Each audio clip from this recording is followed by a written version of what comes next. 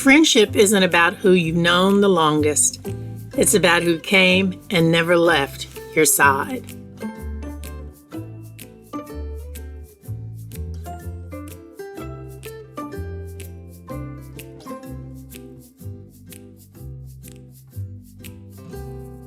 Hey, I want to welcome everyone to another exciting episode of Tab Talks. And tonight we're going to be hearing some different views from 6 friends. And some of these questions were pretty tough, some really interesting perspectives. And hopefully the next time you have a family gathering and you want to find something extremely interesting to kind of break the ice and thought-provoking, you may want to use some of these questions.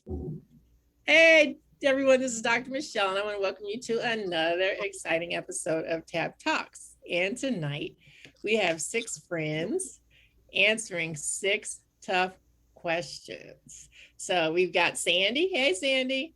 Hi. We got Marcy. Hello. Hey, it's like Hollywood Squares. We have Sergey. How are you? Hey, and we got Mark.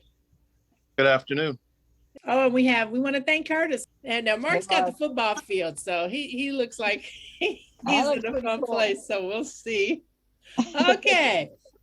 I guess, I always like to start an icebreaker. This is really fun, but I've been having people do this whenever I'm on a virtual. I always say if everybody can point at me, because I think it's kind of funny, if everybody would just point to me and then we see.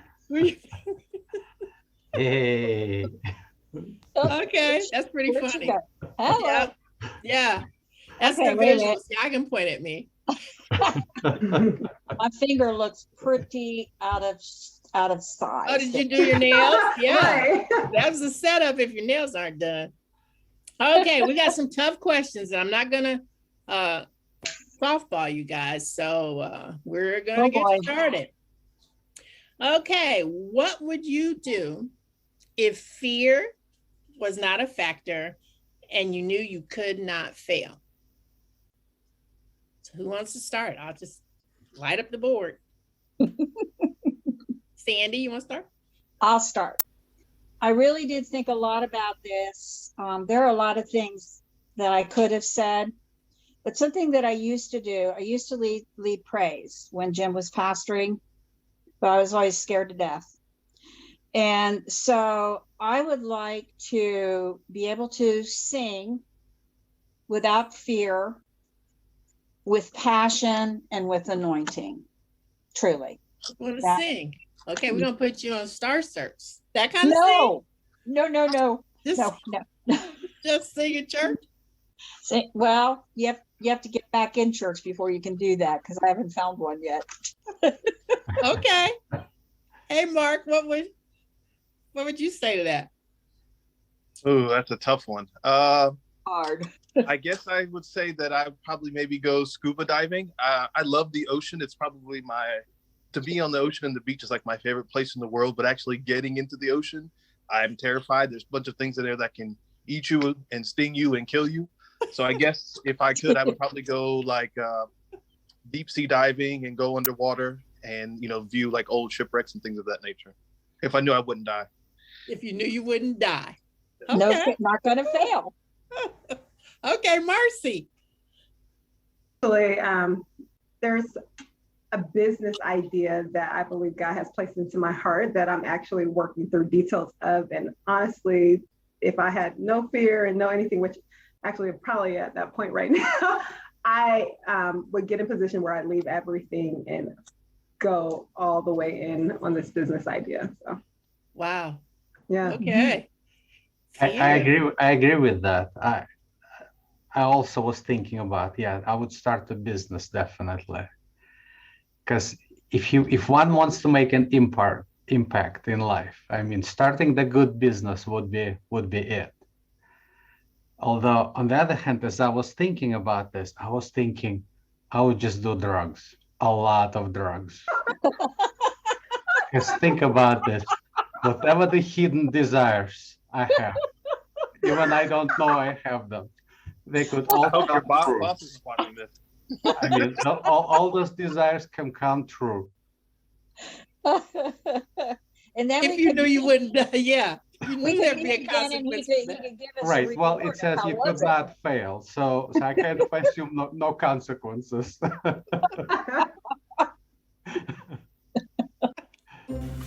At first, I didn't understand what Sergey was talking about when he said he would take drugs if there weren't consequences. But, you know, when there are drugs to make you happy, drugs to make you sad, drugs to make you wake up, drugs to make you go to sleep, there are consequences. And so I clearly understand what he's talking about when he says, I'd like to do all those things too if there wasn't a consequence. When you take into account that about 66% of the adult population in the U.S. is on some type of prescription drug. And then when you look at the average prescription drug label and they list at least 70 side effects, it's no wonder that when you see numbers like 700,000 people going into an ER each year because of prescription side effects, that Sergey says it's just not worth the risk. Okay, well, I said I'd like to take a cruise on one of those ice boats and go see the glaciers, but I'd be scared that we get stuck. I've always wanted to go see those glaciers. You know how you can get like right up on the edge of the ship as it's cutting through the ice? Yep. I would love to do that, but there's something kind of scary about that to me. It is scary. I've been on glaciers in Iceland. Yes. And it is scary. Okay, so see, you validated my fear. See, there There you go. There you go. Okay, Curtis, what would you say? I would like to climb Mount Everest. I remember as a kid watching like National Geographic shows. It's something that I always wanted to do. And it's on my bucket list, so I'm still going to try to do it. Climb Mount Everest. There are studies which confirm that humans can smell fear in the sweat of other humans. Hey, Kurt had to leave us, and then there were 5. Thanks, Kurt, for stopping in. We appreciate it. Okay. We're going to get on one of those subjects they always tell you not to talk about, religion in a group, but we're going to talk about religion. Okay. Do you believe the United States of America practices freedom of religion? Whoever wants to start, just jump in. Yeah, certainly. To the extent that it's practical. I mean, you can start a church on a corner and I mean, you're gonna have a congregation and whatnot. So I think it's, yeah, definitely. Okay. I would say yes and no. I believe that for the most part, yes, and ideally they want to, but there are some different practices of different religions that are not acceptable in the United States. Like for instance, if you are a part of a religion that practices polygamy or polygyny, then it's still illegal to marry multiple spouses here in the United States. So that's not truly freedom of practicing religion to its capacity. Also, there may be some other, that's just one of many other practices of different religions that are just not acceptable in our culture. So while we idealistically, yes, we accept your ideas of it on it, we accept that you practice certain things to an extent. We're going to say the government is going to not allow certain practices. So yeah, yes and no. Yes, if you believe that way, okay, cool. However, you can't do X, Y, Z, so you can't fully commit to that here. Interesting. What'd you say, Mark? I kind of agree with her. I think if you practice the right religion, then yes. I think there are certain religions, mainly, especially Islam and Muslims, I think they get extremely bad rap here in the States. I think if you flew a Muslim flag in your yard, you'd probably get your house vandalized. You know, here in America, Muslim is synonymous with terrorist. So I think we do have religious freedoms, but if you belong to the right religion. Now I'm going to say I agree with you, right? Yeah.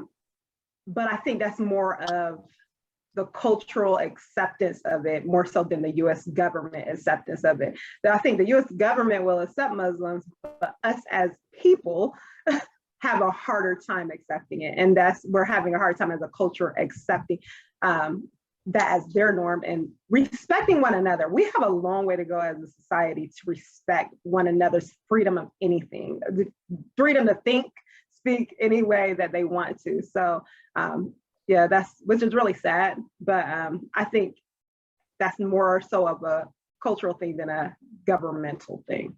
Hey, Sandy, you want to chime in that one? Yeah, I agree.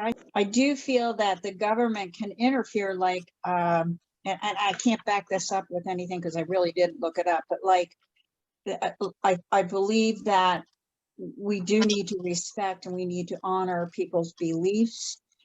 The thing that I think gets us in trouble is when extremism comes into play.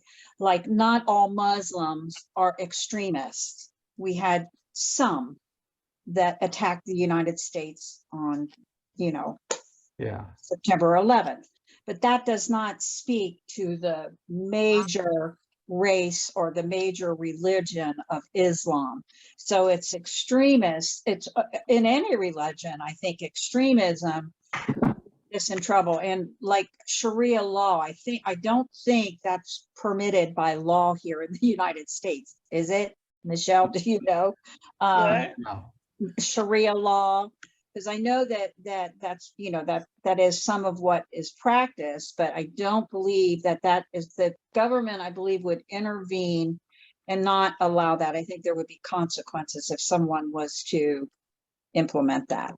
Yes, if the Sharia law doesn't butt up against our laws, like essentially, if you can kill someone who can convert, if they want to convert from Muslim to Christianity, you can like legally behead them in Sharia law. I do believe that doesn't fly here in the United States. It actually happened, and they were found guilty, even though they said they practiced their own religion. Yeah, I believe there was a man that committed murder, and I don't think his daughter wanted to convert, but she didn't want to follow the precepts that he had set, and he killed her. And I believe he went to prison. So extremism in anything is pretty dangerous, but yeah, I think we're doing better. Here we see protesters in Washington, D.C. protesting Sharia law, as well as billboards that have been erected. So we don't tolerate religious practices when they don't align with our system of laws. It's interesting because I looked up some stats just to see, in terms of the United States of America, 7 out of 10 people in this country practice Christianity. So it maybe the tolerance or intolerance is more because it's so infrequent. When you go to a global scale, however, those numbers look a lot different. So I found that there are about 2.4 billion Christians on the globe, but there are 1.8 billion Muslims. So that's pretty close. And then a close third, you've got over 1 billion people practicing Hinduism. Yeah. So I remember going to a corporate event and the host was Christian, and they were having a group of 7-day Adventists come to this event, and 7-day Adventists don't eat pork. Well, the breakfast buffet, imagine bacon, sausage, all these things. And that's fine, but they probably should have had a turkey sausage or a turkey bacon. Turkey bacon. And the host thought it was hysterical. And I'm like, that's not funny. That's not funny. Yeah. I mean, funny. He really thought it was clever, So I think individuals, because we're just so not used to being around different religions, when people say they have to pray in the middle of the afternoon. I remember somebody was celebrating Ramadan and they said, I need to pray in the afternoon. And all these supervisors were like, well, can we let them do that? And all that kind of stuff. So you'd be surprised. I think a lot of it is just ignorance. Right. Yeah, we have to look at the tax code. The tax code also benefits Christianity because there are some churches that get, tax benefits. Not all churches, I don't think. They're tax exempt. Yeah. Wow. That was a good one, Mark. I didn't think about that one. That is good. Okay. Here's my, okay. Do you think men should pay child support if they said they did not want to have a child?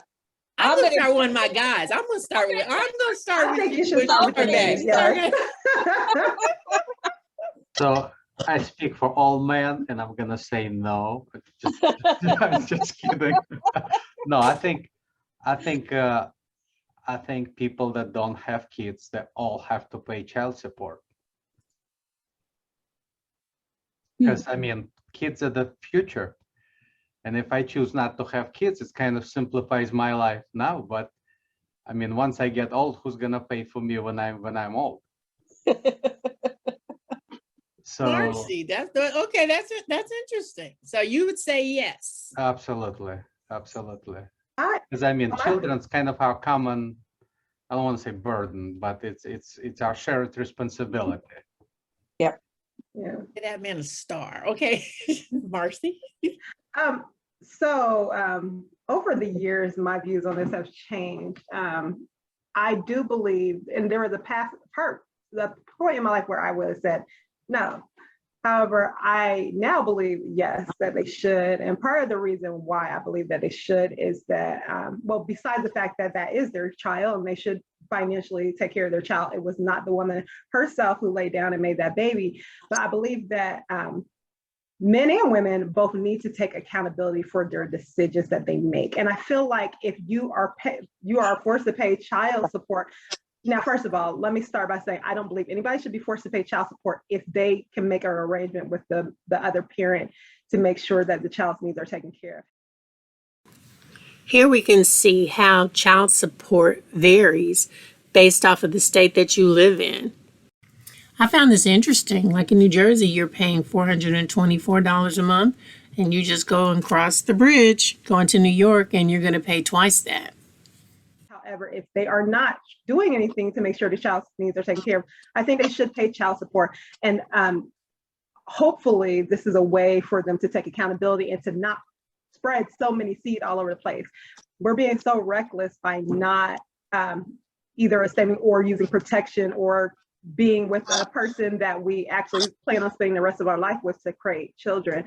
So I think hopefully if we make sure that everyone is paying child support, people won't be so reckless out here. Because the women, we have to carry the baby. We have to take care of children. We have to carry on, even though we don't want to say burden because they're children. Let's be honest, we have to take on the full burden of it. So the men should have a role to play. So if your pockets are being affected for the next 18 years, maybe you'll think twice before you just recklessly have sex with somebody else that you don't want to have a child with. Interesting. Mark, interesting comment. I think honestly that, and one of the issues I have with courts of this nature is that they tend to do things in a blanket. And so I think it should be case by case, like all things. I don't think you should put a blanket statement on every single case. Not every single case is the same. I mean, when you're dealing with two humans, obviously it takes two people to tango. You know, you got to put two Pop-Tarts in the toaster and all that. But I for me to sit here and say a yes or no on every single case, to me, that's just too big of a spectrum. To me, it should be much more on a case-to-case basis. A lot of times in these courts, the men are looked at as pieces of crap as soon as they walk in the door. It's geared against men totally, and I get that because the system was geared against women for so long. But I think in a lot of things in life, we just tend to make blanket statements about things and say, this should cover everything. This should cover everything, as to where I think a lot of times they're specialized. Every case is different. Yeah. You, Sandy, got anything to add for that one? Well, I'm a yes. I believe that you make a baby together, you know, that child needs to be taken care of. But I have to agree with Mark that I think that child support should be fair. Because like he's saying, a case by case, you know, did a woman trick a man? Because I know there are cases like that where they deliberately conceived. It wasn't a whoops. You know, was she trying to trap her man? I mean, that's tough. But I think predominantly, I feel you make a child together. I think that the father may not want to be involved in that child's life, but you should make sure that child's taken care of. But how do you gauge if a woman has done that? You know, they're probably not going to fess up. Well, that's why I tell my son to be so careful. I have a, when you have a son that's dating, I'm like, hun, you gotta be careful because, you may express that you don't want a child, but accidents happen. I mean, they're just sometimes you can do everything in the world and accidents happen. So I said, just make sure this is somebody that you can have a congenial relationship with for the next 18 years. Because imagine if it's someone that you can't. I said, that would be pretty difficult. That's my kid's biggest fear. My kid's biggest fear is like doing that. Like, I don't want to have a child that with someone I'm not married to and be paying child support. And I'm like, I'm glad that's your biggest fear, because you don't want to be in a way in prison for the next 18 years. Right. In a sense, your money is not your own for at least 18 years. At least 18 years. Yeah. The woman and the man. Well, the woman especially. Well, actually both of them, but yeah. Both, yeah. Okay. Interesting is, okay, let's talk about marriage. Since we talk about children, marriage rates are declining. I'm gonna give you guys some stats here. It said the divorce rate in the US is about 50%. And that statistic really hasn't changed.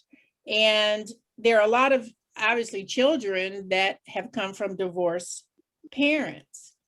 Why do you think we see such a high divorce rate? I think a lot of it is the fact that people just get married just to get married. It's sort of a cultural thing. It's a societal thing. It's part of being ahead. I mean, I can even tell you, even just me, I feel better saying my wife rather than my girlfriend. It just sounds better. It feels better. It sounds better. If you are 30 some odd years old and you're not married, people say, well, why? What's wrong with you? Why haven't you found someone that can deal with you? So I think a lot of it's just societal. So they say, I have to get married because that's what I'm supposed to do, and it's more of idea of I don't want to be alone as opposed to I want to spend the rest of my life with this exact person. Wow, Sandy. Well, I think a lot more couples are just choosing to live together. I told you I asked someone these questions earlier in the day and what the response was on this one. Well, if something happened and, I wound up single, I would never marry someone again. I would just live together. And I went, really? So I think a lot more people are doing that. I looked up a statistic as well, and in a marriage, the average length of a marriage is 8.2 years. So if people know that going into marriage, that's kind of a bummer and a downer. So I think it's very important for young people to not make rash decisions. You need to, I don't know how you check it out, but maybe parents involved, because I think I'd like Michelle, I think if your son were to bring home a young woman and you went, no, I think you would discern this one could be a problem for you, Anthony. Okay. It's tough. It's really tough. 8 years? That's the average roof? 8.2 years. Really wow. I was shocked. What say you, Sergey? I guess I think that it's a consequences of focus on personal freedoms. So way back when marriage was something practical, that's what you basically, you marry your kids with some other family, or, you have to have a lot more kids just to, I don't know, to work the farm or something. But Right. nowadays, when all these constraints are gone and it's all about personal freedoms, that's what it is. But I think we have to make a distinction between marriage and the kids. So people can live together, and that's fine. But once they have kids, I mean, there are responsibilities. Right. And I guess in our society, we have this kind of, I guess, legal framework that's organized around marriage to support kids, right? So if we would tweak that legal framework in such that people not married but have kids are still responsible, then that would work just fine, I think, too. Wow. So per se, I guess I don't see being married or not being married. I don't know. It's people do what they want to do as long as they're responsible. Right. Hey, Marcy, what do you say? So I believe the reason why the stats went down the way that they did is really because I want to be careful in saying this because the women's lib movement did a lot of great things, but also women going to work when the men went to war and all that stuff. Women have jobs and are able to take care of themselves. So things that we put up with in the past because our husbands had to take care of us because we didn't work. We're at home taking care of our kids, taking care of the family. So if our husband cheated on us and we got 6 kids to take care of, where are we going to go? What are we going to do? We need to be provided for. So we just shut our mouths and we continued on to take care of our families. Now, Yeah, exactly. I have a job. I make good money. You cheat on me. I'm not going to submit up with that. You're going to treat me any kind of way. I'm not going to put up with that. Why? I don't need your money to pay for my bills. I don't need you to take care of me. I can take care of myself now. Like, what can you bring to the table? I bring the table. And so that mentality is why I feel like a lot of marriages are splitting, is because the way things were before, where we needed that balance, the man worked and he provided, the women took care of the household, they took care of the children. It was a beautiful balance that created families that lasted. Now granted, again, I don't condone some of the practices that happened as a result of women almost in a sense being considered property, because now things are different. We don't feel like we have to put up with the same things that our grandmothers put up with, And so because of that, we are more readily, we will file for divorce where our grandmothers may not have filed for divorce. Another thing about that too is back in the days when our grandmothers were around, it was unacceptable to have sex outside of marriage. It was unacceptable. And if you did have sex with a woman outside of marriage, especially if she got pregnant, you married her. Yes. That's not the same anymore. Now Shotgun people are having wedding. sex with anyone they want to have sex with. They're having babies all over the place and they're not marrying these women. So you have all these broken households. And so, or you'll get together and you see something that seems better over here because there's social media and you see this, your ex-girlfriend from the 3rd grade. So now you want to go and pursue her instead of your household that you have here. And so the man may decide there's something better, or the woman may decide there's something better over here. And so I think it's a combination of women working, a combination of social media, a combination of now we don't have the same values that we had in the past, to where it made it more conducive for our families. And it's really sad because I do feel like it's almost like even though divorce rates have been maintained at about 50% for past decade, the percentage of people marrying is shrinking more and more and more, almost to the point where marriage is seeming to be extinct or becoming extinct. Well, I think what's interesting is, I just read an article when it talks about men marrying up. It used to be that women, like you said, were in that position where we were financially handcuffed because we didn't work outside the home. We didn't have corporate jobs. And so we didn't have a lot of choices. Now women are starting to feel that sting that, I could go into a courtroom and I could be the one paying a lot of money. Oh, yeah. That's true. And so, when you used to laugh and say, well, that's a horrible thing to say, it's cheaper to keep her. I hear a lot of my friends saying, you know what? Oh, yeah. Before I give away half of my assets, it's just a different thing. And then also, because I have a daughter, I found this other stat, which I think was kind of alarming, that only 30% of African Americans were married, as opposed to 48% of all Americans. And that 50% of African Americans have never been married,